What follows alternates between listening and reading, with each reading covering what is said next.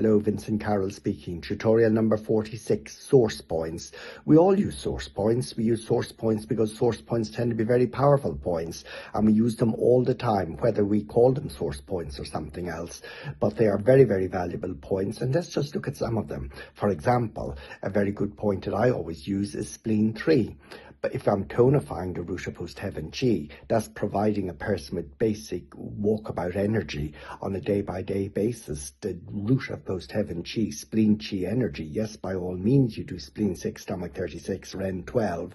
But if you want to give it that extra boost is spleen 3. And you might want to give it that extra boost, for example, if you're driving out damp, by combining it with spleen 9 bilaterally. Because, of course, if there's damp in the body, if you tonify the root of post heaven chi, you need to give it that extra boost to be effective, and I find source point spleen 3 is very good with that. I mean, lung 9 is another wonderful source point as well, to tonify up the lung and thereby tonifying up gathering chi as well. There are many people that don't breathe very deeply. You might have to open the lung, of course you might, with ren 17, but lung 9 is a wonderful point for tonifying the lung as an organ. We use it all the time. Heart 7 is another point that we use all the time also.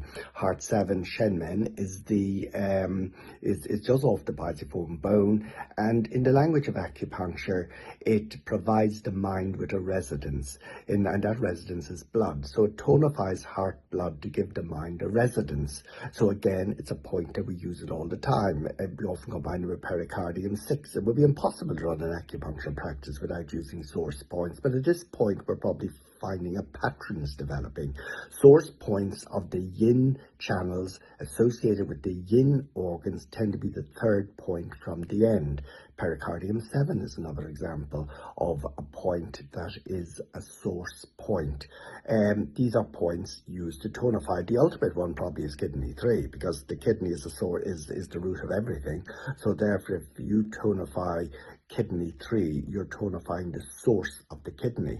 And when I use source points, I mean, it's an interesting word to use, and I prefer using the word source points rather than one point, simply because it demonstrates that we're really at source, and the source for all of us are our genetics. The source for all of us are our DNA. So I sometimes use the phrase that we borrow from the genetics. In other words, we pull forward from our pre-heaven essence. We pull forward from our pre-heaven essence extra chi, source point chi, that can be used to give an extra boost where needed. So I don't do it all the time, I do it when needed.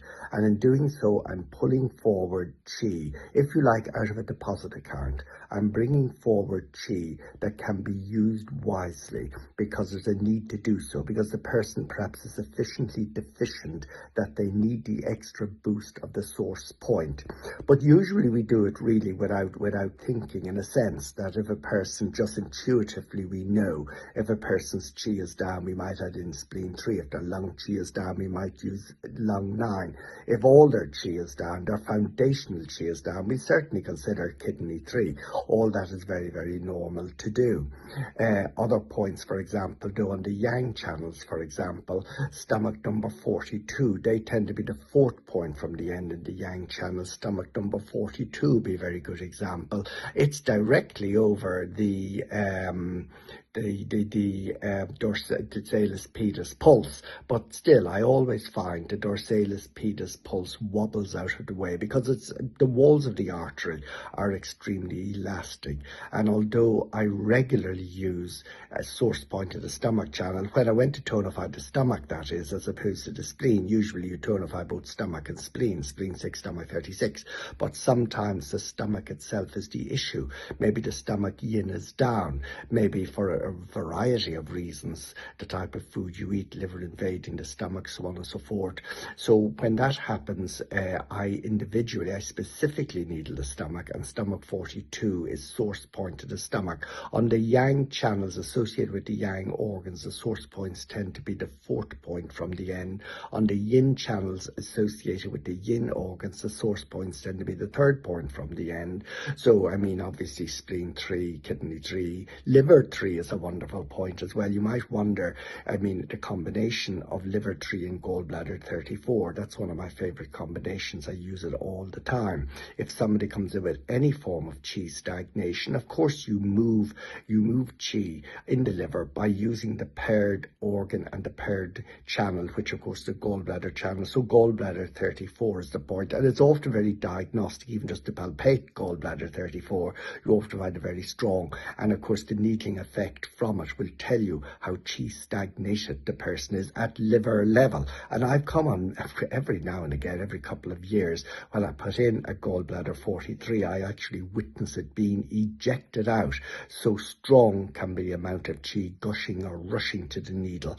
And if that happens, of course I put it in again, but I needle it on the other side as well, because one needle might be too little for all the traffic, for all the qi excess that's heading to the needle. So why on earth then, in a situation like that, would you do liver tree? Because liver tree is a source point. Liver tree tonifies, and if your liver tree stagnated, you want to get rid of it. You want to decompress, and that's quite interesting, because when liver chi is stagnant, it is squirreled away, if you like. I mean, it might be making the lower jiao bloated up. It might be invading the large bowel, the urinary bladder, the world of gynae down there. It might be invading the middle jiao, invading the spleen, invading the liver itself, and invading up to the upper jiao, creating a great sense of oppression in all the three jiaos, and that'll be the liver in excess. But that means when that happens, you need liver qi to move liver qi, so you have to borrow liver qi, and that's why I use liver tree, source point. In other words, I'm dipping into the genetics, I'm dipping into the pre-heaven, the source, with my source point liver tree, to create qi that I can do something with. And what I want to do with it is I want to start moving that what is stagnant. So liver tree, it gives the power behind gallbladder 34 to move the liver that is stagnant in the lower jiao, the middle jiao, and maybe the upper jiao as well. So that's why we use a source point there, because the qi itself, although it is stagnant, although it is in abundance, it is stagnant, and there's a lot you can do with it unless you create new qi, and the only reservoir or well of that new qi is of course the pre-heaven area. So that's why you, as I use the expression, you borrow from the genetics, or you borrow in from the pre-heaven to be able to create an effect. So that's what I would do there. So source points are wonderful points. Be aware of them. Know that you're needing them as source points. Often the effect of the source point can be far more powerful than you would expect. They're a very valuable tool in our acupuncture armory. So that's my observations on source points. Thank you.